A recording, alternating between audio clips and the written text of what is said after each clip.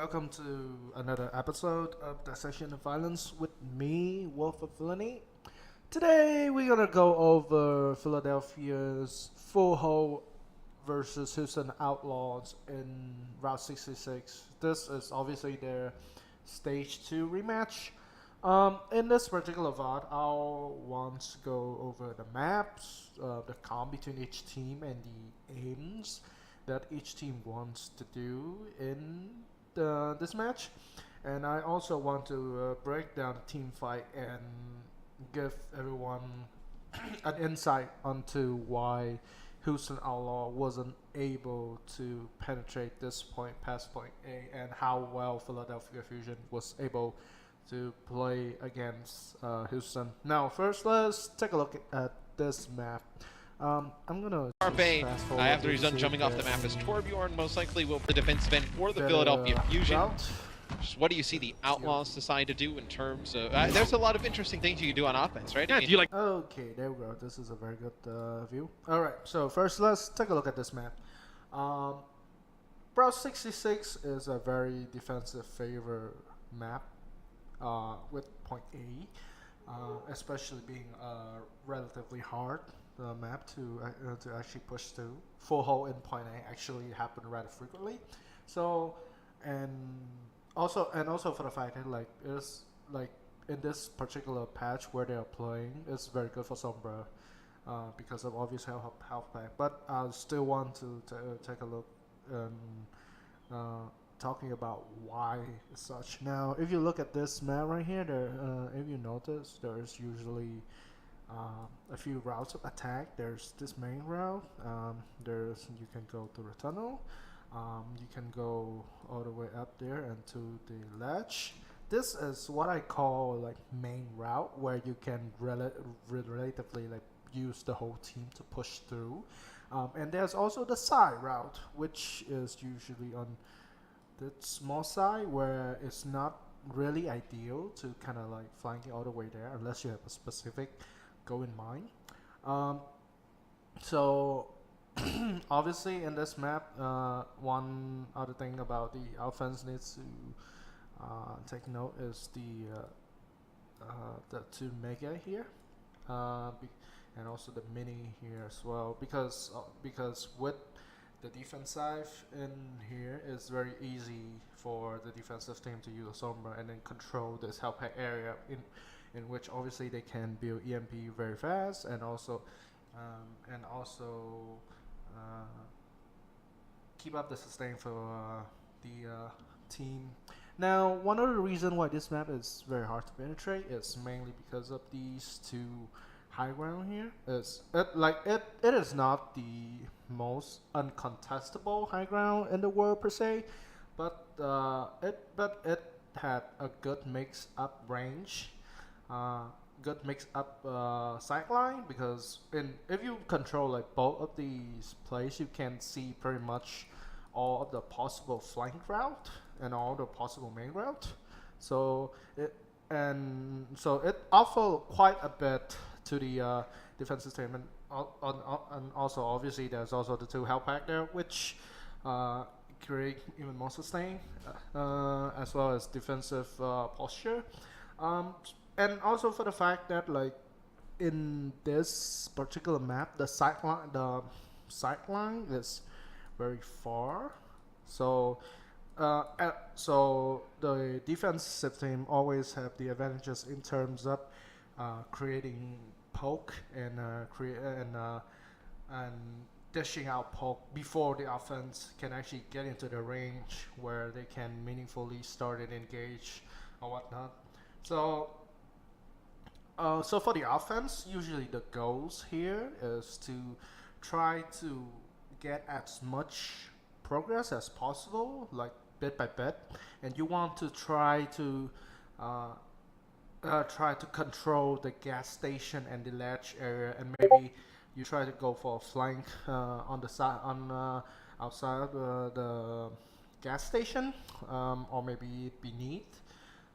With the tunnel, or maybe just go above. So as long as you can force the defense back to relinquish control up some of these points gradually, then you're good. But obviously, of course, is much easier than that. In this map, usually what defensive team gonna do is they gonna try to attack around this span, and if like the attack fail, and if the defense fail in here, they can obviously do a last minute defense here. That's usually what happened, but in this particular match, that didn't happen very much due to various reasons, which I will go into detail next. Now, map breakdown's done. I want to let it play for a little Boost bit. the Widowmaker with a Mercy. And then talk about the goal of the comp that both these teams are running. Hang on, let me grab my phones a little bit while we play. Lynx is switching out to the McCree here. It's a bit of fun. So we'll see him maybe work that high ground a little bit more, or just kind of hope that the Fusion get aggressive. Also, this is sort of dangerous. Alright, so now we come to the part where we break down the composition of each of these teams. Now, first you have Houston Outlaws, who is very much playing kind of a stage 1 kind of comp. They having Zenyatta, they have Mercy, they have Winston, they have Diva, they have McCree, and they have Mr. Jake on Tracer. Now, if you watch stage 1, which I assume everyone here does, this is a very counter dive kind of comp where your goal is try to pocket the McCree as possible and empower him so that he can dish out long range damage as well as using the flash to stifle any attempt of diving back, and also as long as the McCree are able to stay up and create dishing damage down the range, then the tank line and the Tracer would be able to come in and finish any remaining health so that they can score a kill.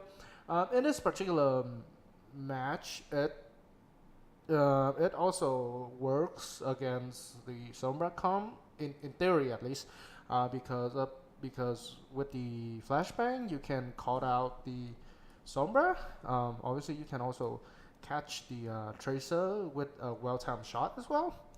And also, like as I said earlier, the range of this map is huge. So this obviously playing to the strength of McCree, and with a Mercy up in his ass, then he can dish out a lot more damage. It's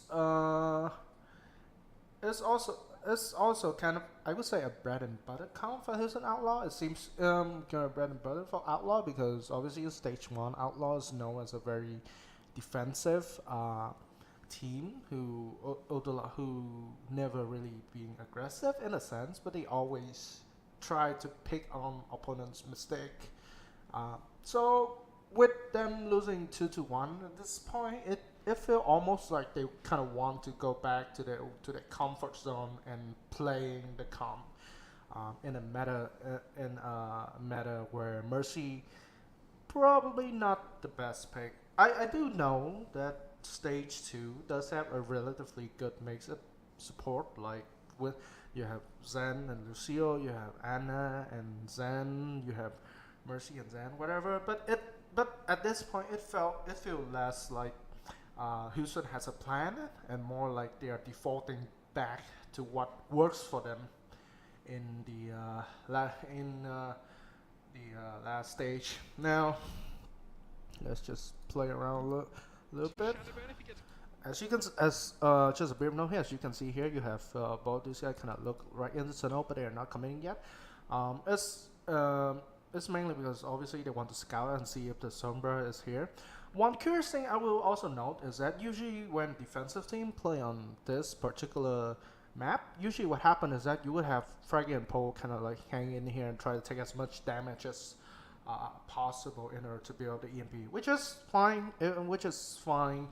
But with the McCree coming in here, they can't exactly really do that because obviously the burst amount that McCree can output with the Zen Discord plus the damage build is absolutely huge, and with Houston Outlaw being a team that pride on punishing the enemy team mistake, you can't make mistake against them. Like every engage has to be in the right timing in order to maximize the value. So let's just play forward here. Let's see, you have Lingzer kind of scouting around. Yeah, he got spooked a little bit there, which I thought was kind of weird, but okay. Alright, so as you can see here, you have the rest up Philadelphia Fusion kind of play re-fall back. You have the rest of Backline kind of playing around on the Alachia. You have Oli Fraggy kind of playing in front. Poco is on the back ready to help his team. But if you notice, like Fraggy the moment he got kind of burst down right, he immediately turned around and he's gonna jump back right here, because obviously what Philadelphia Fusion wants to do here is to build the EMP as fast as possible. They don't want to take early damage here, and they don't want to take risk by trying to jump into Lingzer and get counter dash to shit by everyone else in Houston. So see, he jumped back. The rest of the team gonna back. Oh yeah, and also just a bit of a note here. Just kind of move back a little bit. All right. If you notice here, you also have Sombra and Tracer kind of play around on this side. As I said earlier, like some of the flank route, you can significantly stifle an enemy's team advance or enemy team's dive just by merely controlling the map. And what I mean by controlling map is just you just like in this particular battle, you just literally send one your flanker just kind of like firing from here, get some poke damage, or maybe you can just like try to take some limited 1v1 before you go back, get heal up, and then come back again. It's very by controlling this part of the map out of Houston Outlaws range, it's severely limited the amount of damage that Jake can realistically do in this comp. And I don't even think you need to do that as how NYXL had done, but that's neither here nor there. So as you can also see, they also hacked this out pack. So what I'm assuming right now at this point, they have 1, 2, 3 health pack. Health pack already is up, which is very good for them. But one other thing I have to notice is that at this point, Shadowburn EMP is only like 30%. So this is why they haven't taken the engage yet, because they are waiting for. Thank you very much, Logitech. But yeah, they are waiting for Shadowburn's EMP to go up before they can make a meaningful engage. Here, yeah, you still have Poco kind of play around this side. You already have Muma and Kumat kind of try to get control of the side. This is very good, like gradual tank play coming out of them. So they are just slowly encroaching on Philadelphia Fusion's face. Alright. So as you can see here, Lisa just gonna pop back. Houston are not quite sure what they are doing right here, because obviously they prefer a more defensive style of team.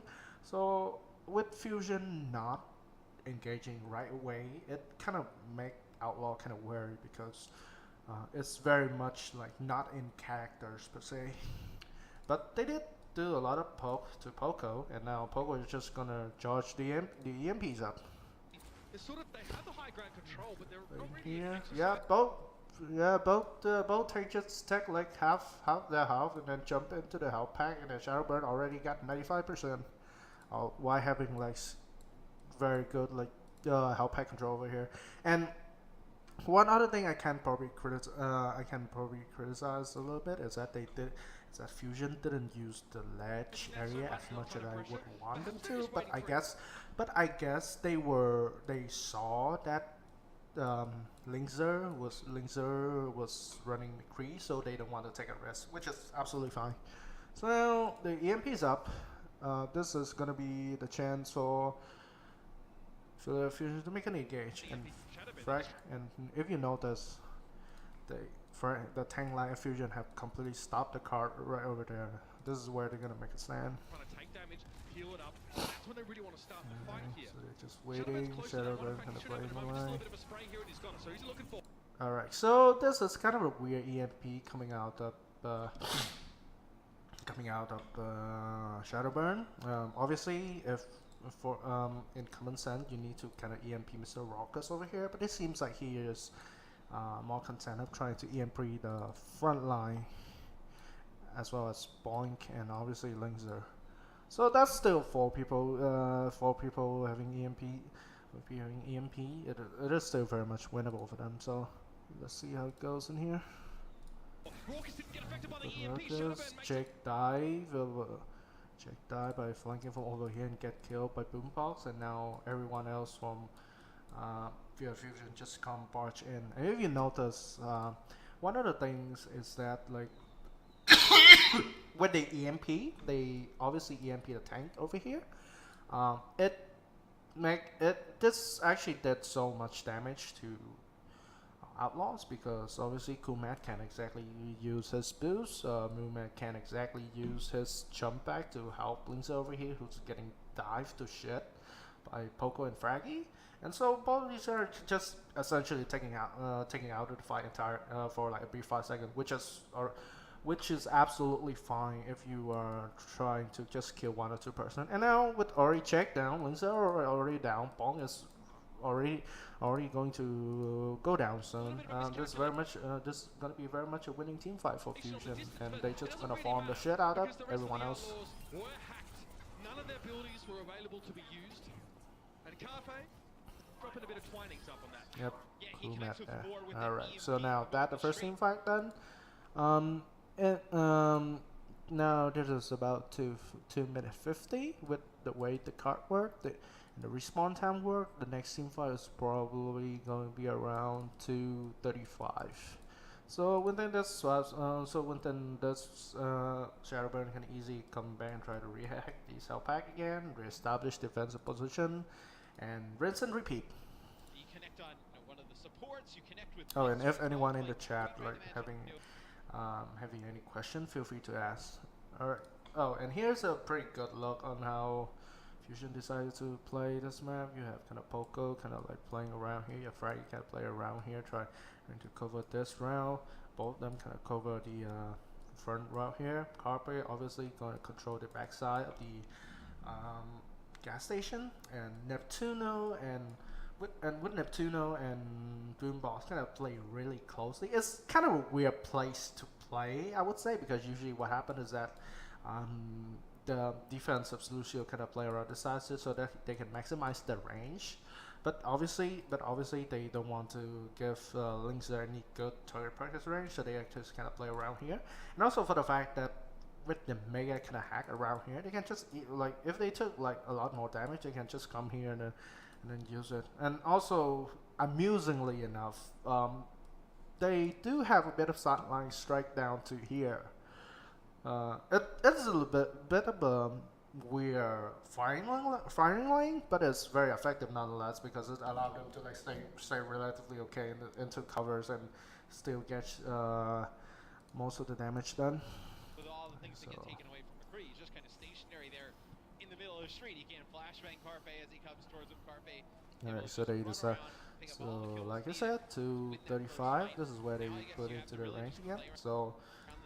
Obviously, what Fusion is doing right so what the Outlaw is doing is they are trying to take this route over here, trying to use extensive the high ground, the ledge area here, as well as the tank kind of pushing forward to here a little bit. So obviously the game plan just still relatively the same, trying to push as far as possible. Let's see if Linkzer can put any damage down the line, and then everyone else just jump in.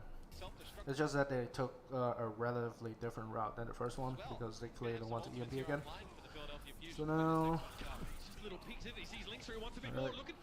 So obviously at this point, there's still very much a poking phase.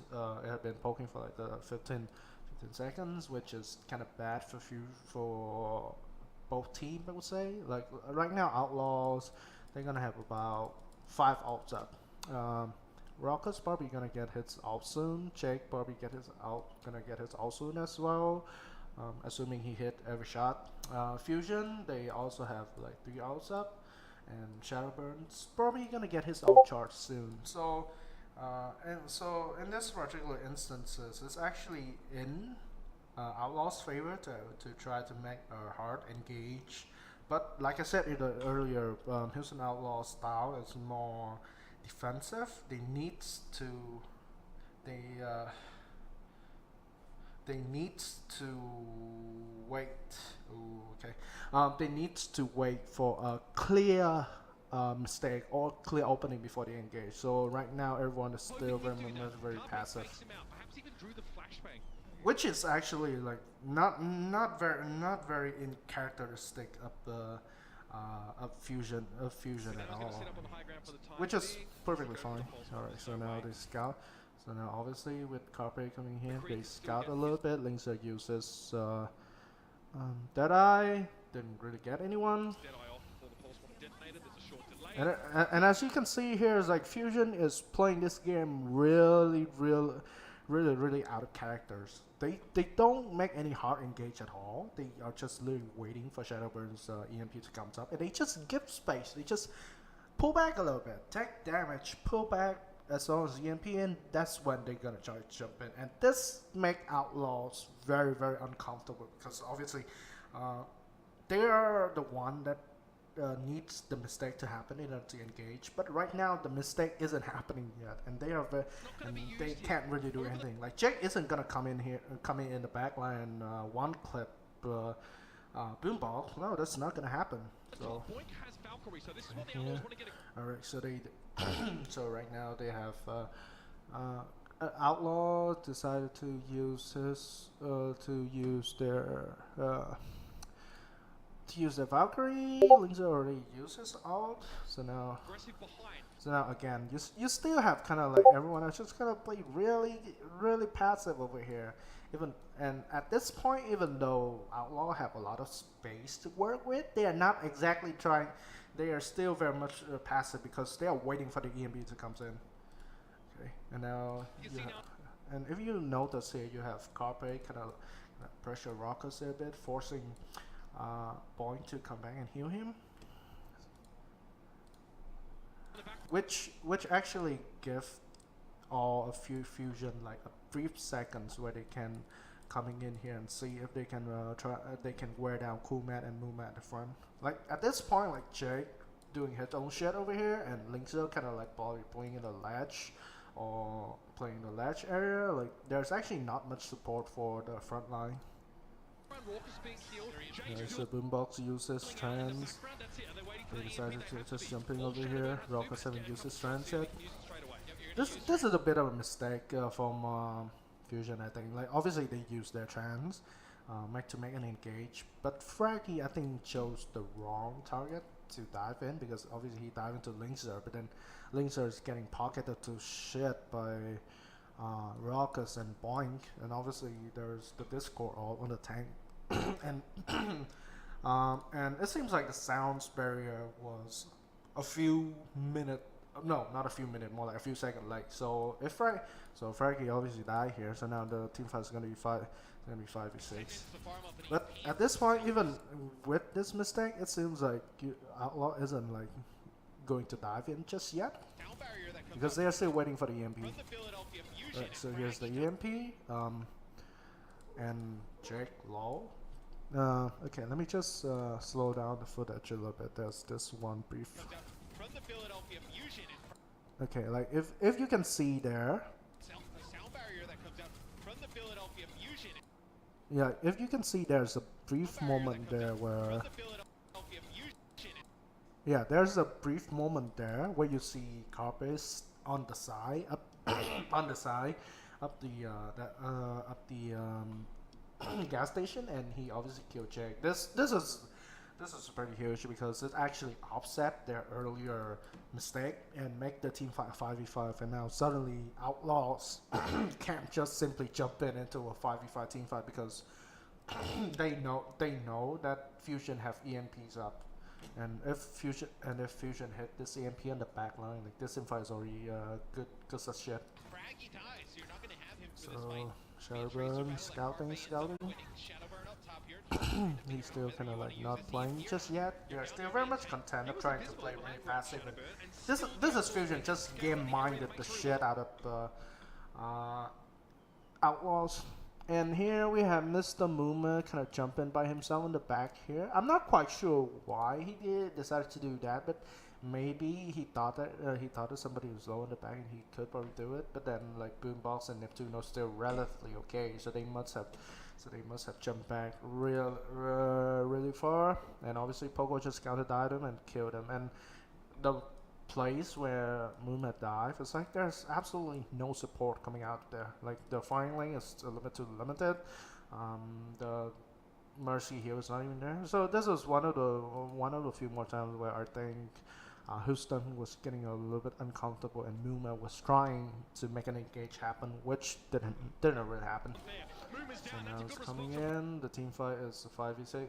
5v6 again. Now this Fraggy is coming back.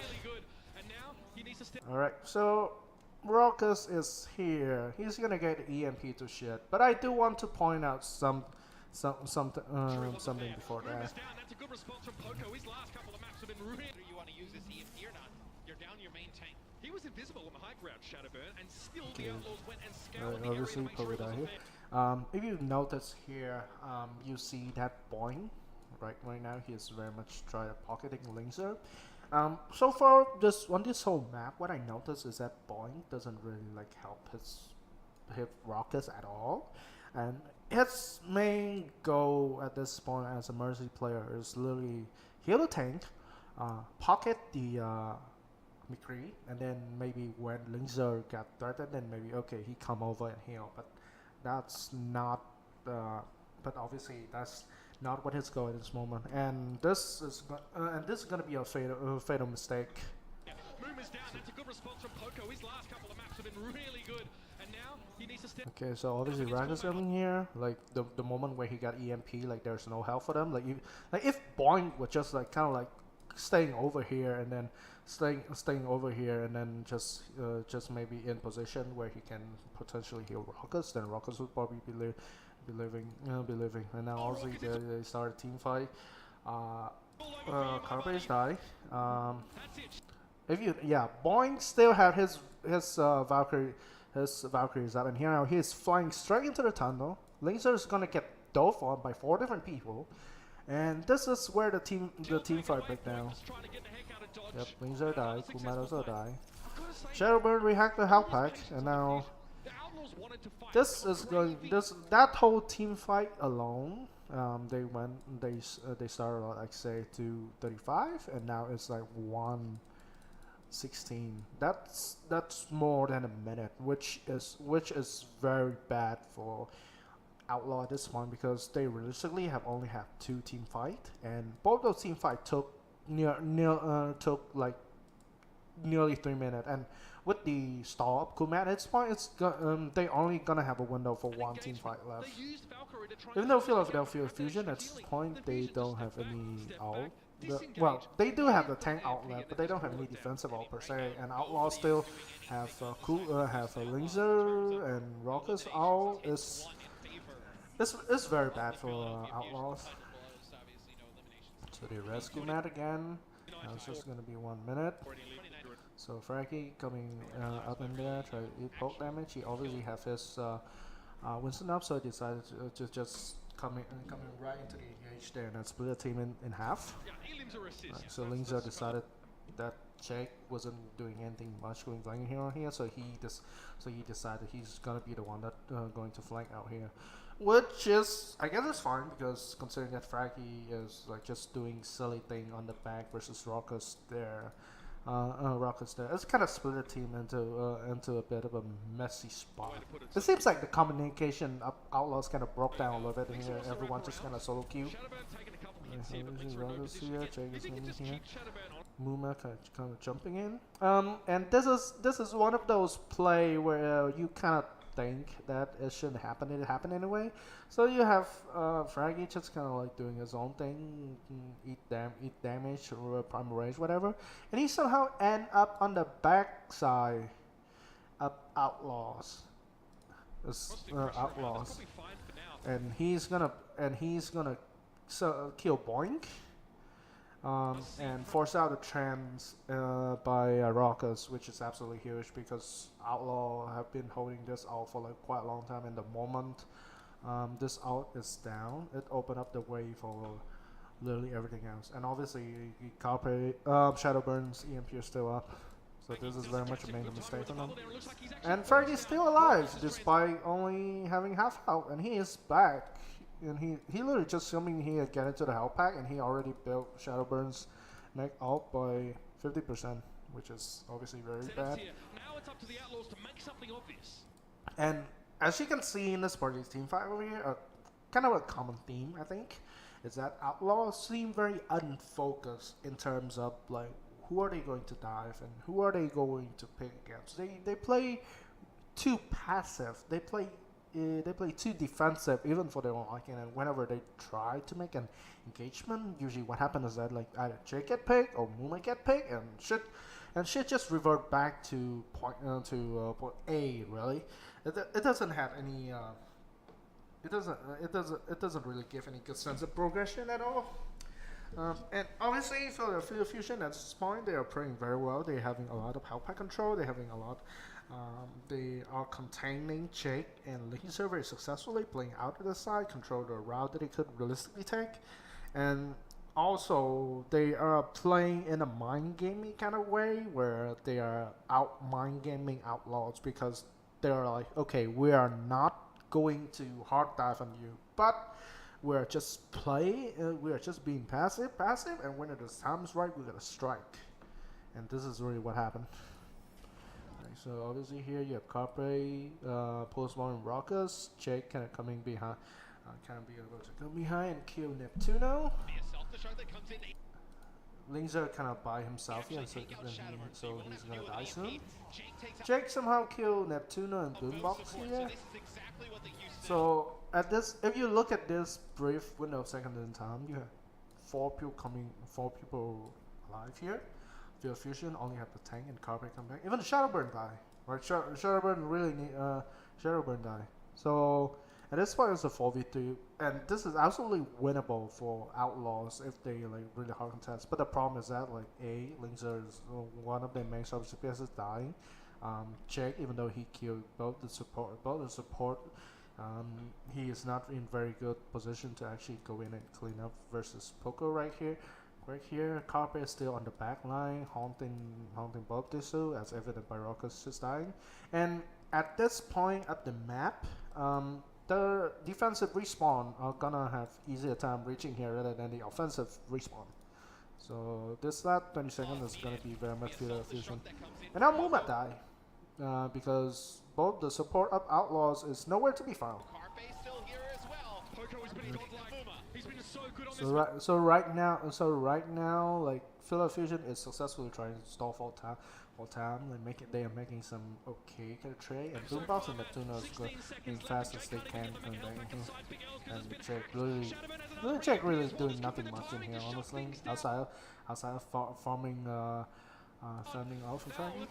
Okay, Shadowburn already gonna have its EMPs up by now. This is gonna be last invite. Poco Dimekumak, Carpe kill Boing. Neptuno decided to say fuck it. Come in, kill Raucous. There we go. That's gonna be very much a whoosh from that in here. Yep, and that's the match. Well, rather, that's the side, I guess, but the points still stand. Who's on? Alright, now let's go on to the summation part of my stream where I kind of sum up like why and such.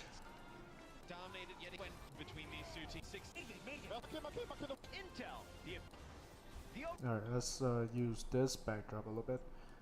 Alright, so let's split the tables up into Houston and Philly.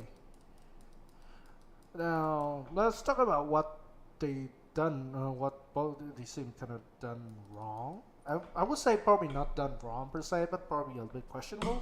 First, for Houston side, they were really passive. Like they were waiting for an opportunity that never come.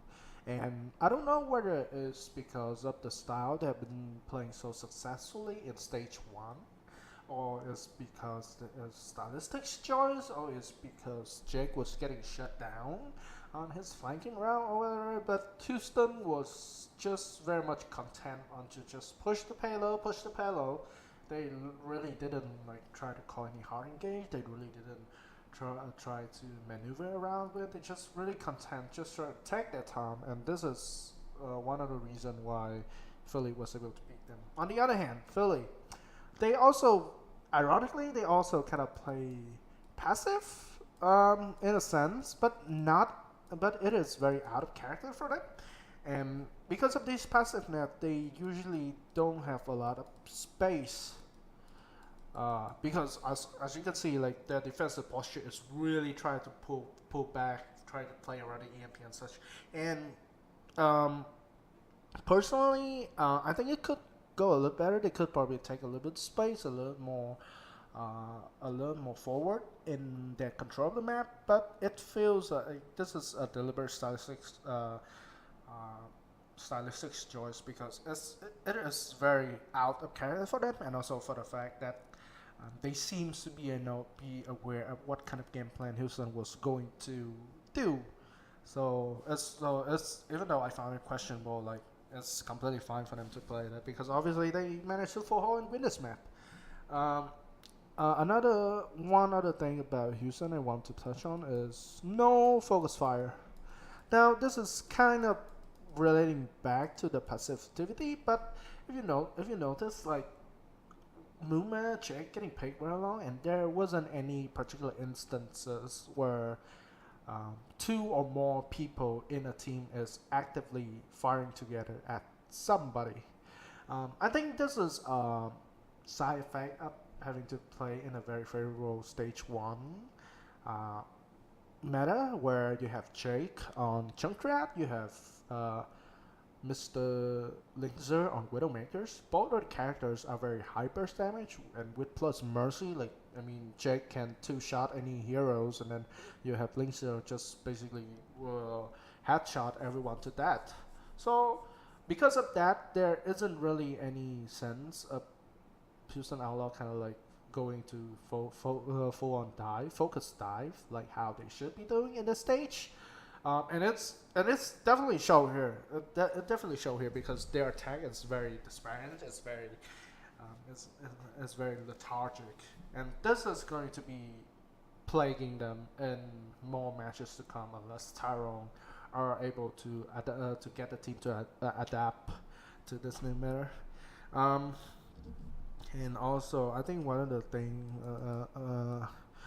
about that is weakness on the back line. I think NYXL kind of caught on to this, but if you notice, Rockus, like usually his position is very separate from Point, and he was constantly the one getting EMP or getting EMP to shit without anyone helping them, and this is rather amusing because somebody even pointed out that Boing wasn't in position to help with Rackets at all. Really, his focus was like doing anything else. And even in the NOS XL match, it kind of showed better because Rockus was getting farmed to shit by Sebiobi, and there was no one that helped him. And this probably was one of the bigger weaknesses that was padded out by the mercy meta, which obviously they're gonna have to like fix it because otherwise it's gonna be very bad for them. Now in terms of Philly, one other thing I think they played very well is that they have a good control. Like for a team that pride themselves on having one of the more aggressive diamond team, they show very good poise. They show very good patience, even though like obviously there's one instance where Froggy just kind of like jump and then get feed, but that's really only the only mistake that he made, which actually is very very good. And also it showed that Philly can show a lot more faces rather than just, oh, we're just gonna fucking dive you, like dive you 24%. And in this and in this map, like they they never really like aggressively dive at all. They just kind of take their time. They just give everyone space, and they don't make any mistake for Houston to be able to take advantage of. And lastly, probably Shadowburn is probably gonna be another big X factor here because obviously everyone could expect him to be on Genji 24/7, but outside of one mistake he made in the middle of the round, where obviously he and Frege like there was a big brawl in front.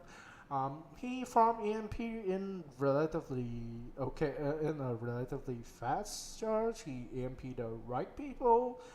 He and also and also he abused rockets to shit, which I think is very, very much hammering the weaknesses of Houston here. So overall, I think it's a very good job, Philadelphia. They obviously played this comp significantly different compared to like Seoul and Voskaya Industry B, the one that I went through over on Monday, because obviously because Seoul was taking a really more active approach, but both of the approach kind of works. Different maps, obviously, but they all result in the same thing, and that's what's good about this kind of comp is that it's very adaptable. So to sum up, very good job in Philly and Houston.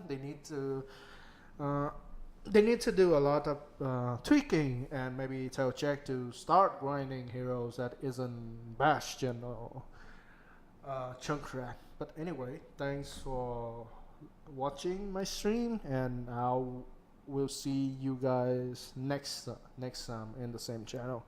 Thank you very much, and bye bye.